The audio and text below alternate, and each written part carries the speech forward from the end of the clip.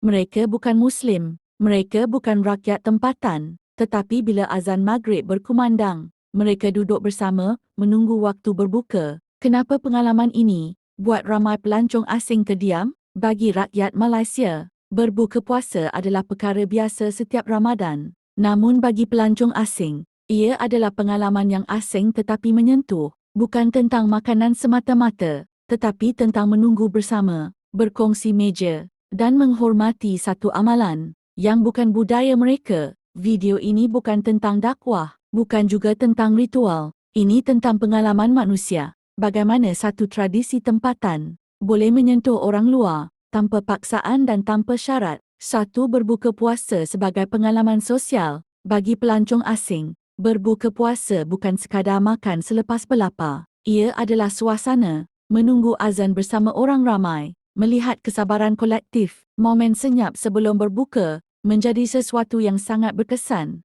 Dua, pelancong terkejut dengan kesabaran. Ramai pelancong hairan bagaimana orang ramai boleh menunggu tanpa mengeluh, tiada jeritan, tiada tergesa-gesa. Kesabaran itu sendiri menjadi pelajaran budaya yang tidak diajar secara lisan. Tiga, makanan sebagai jambatan budaya. Apabila waktu berbuka tiba, makanan menjadi bahasa bersama. Kurma, air, nasi. Pelancong tidak perlu faham agama untuk memahami kehangatan di meja berbuka. Empat, pelancong dihormati, bukan dipaksa. Di Malaysia, pelancong tidak dipaksa berpuasa, tidak dipaksa ikut ritual. Mereka dijemput dengan senyuman, dengan sopan. Ini membuatkan pengalaman itu selesa, bukan janggal. Lima, masjid dan bazar sebagai ruang terbuka. Ramai pelancong pertama kali melangkah ke bazar Ramadan atau kawasan masjid semasa waktu berbuka. Apa yang mereka temui bukan ketegangan, tetapi keterbukaan. Soalan dijawab dengan ramah. Rasa ingin tahu dilayan dengan hormat.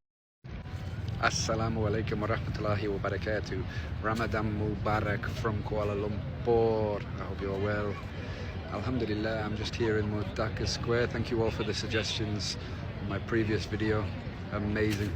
And we're just waiting here now to have iftar. I'm going to pray at the masjid just behind here. I don't know the name of it, but we just walked past there to get our food. But have a look at these scenes. Amazing place. Dataran Merdeka in KL. Great place to have iftar. Just waiting for the azan now. Tomorrow we are going to Putrajaya, the pink masjid, I believe. And yeah, then if you have any other suggestions while we're here in Kuala Lumpur, we're going to be here for a while. Just leave a comment. Inshallah, I'll get to visit it. May Allah fill this Ramadan full of blessings for all of you. May it be a source for you to come closer to the Deen of Islam. And may Allah answer all of your duas. Assalamualaikum warahmatullahi wabarakatuh.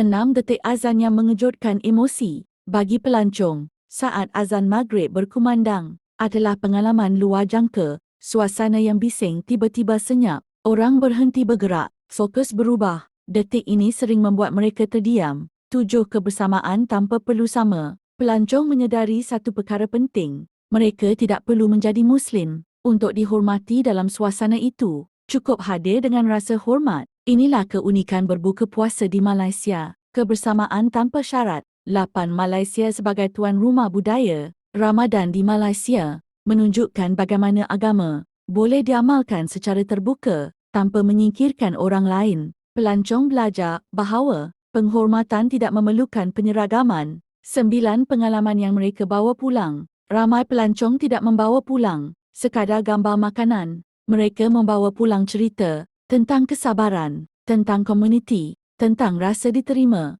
dan cerita ini sering dikongsi lebih lama daripada gambar percutian. 10, tradisi kecil kesan besar. Berbuka puasa mungkin rutin bagi kita, tetapi bagi orang luar, ia adalah jendela kepada jiwa masyarakat Malaysia. Dan kadang-kadang, perkara paling biasa adalah yang paling memberi kesan. Pelancong asing datang ke Malaysia untuk melihat tempat baru, tetapi apabila mereka duduk di meja berbuka puasa, mereka melihat sesuatu yang lebih dalam, cara hidup. Soalan terakhir bukan, kenapa pelancong suka ikut berbuka puasa? Soalan yang lebih bermakna ialah, adakah kita sedar bahawa tradisi sederhana ini sebenarnya sedang memperkenalkan Malaysia kepada dunia dengan cara paling jujur? Kerana kadang-kadang, Malaysia tidak perlu menjelaskan dirinya, cukup dengan menjemput dan berkongsi.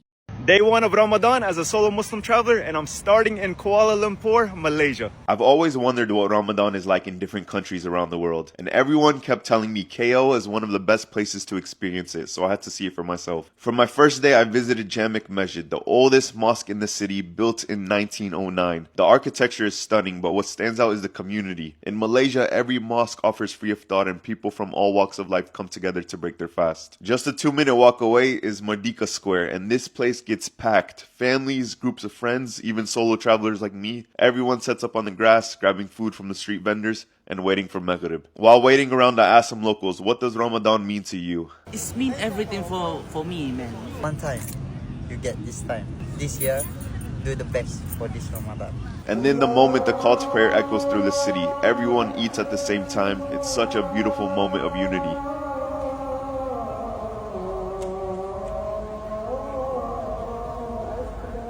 At night, the whole area transforms. The mosque glows, the river lights up, and the atmosphere is just unreal. This Ramadan, I'm challenging myself to pray in a different mosque every night around different countries. And starting in KL's oldest mosque felt like the perfect beginning. I can already tell Ramadan as a traveler is going to be something special. Can't wait to take you along for day 2.